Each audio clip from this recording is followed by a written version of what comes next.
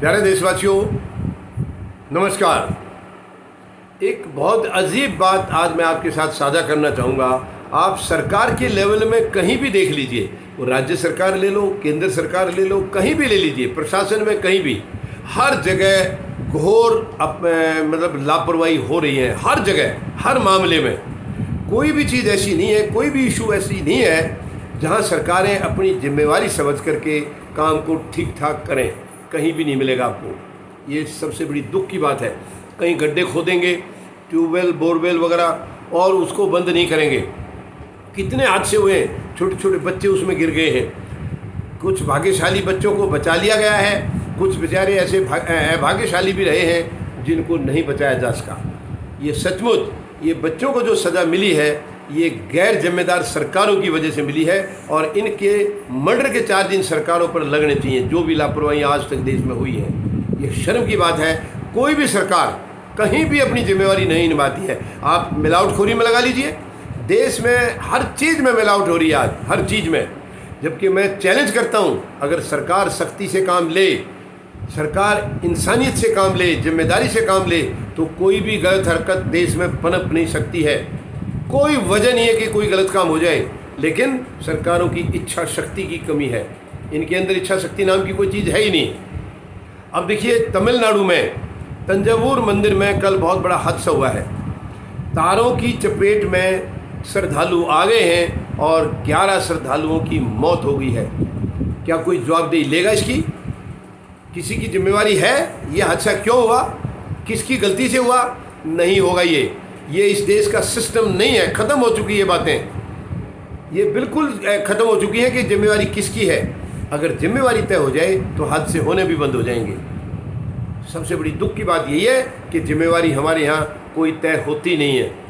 नीचे से ऊपर तक एक ही मामला है, एक ही, बिल्कुल एक जैसा ही माहौल है।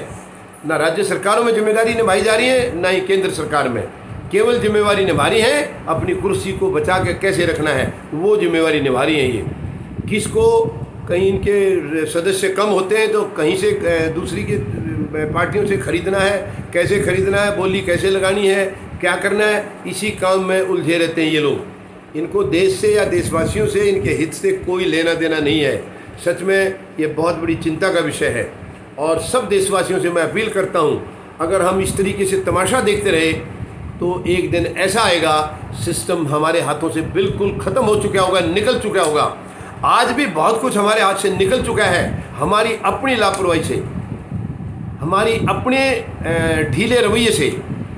यानी हम सरकारों पर अंकुश नहीं लगाते हैं। इसकी वजह से सरकार निरंकुश हो गई है, और इतनी निरंकुश होती जा रही हैं कि शायद अब उनको काबू में लाना बहुत मुश्किल का काम हो गया है, बहुत मुश्किल का।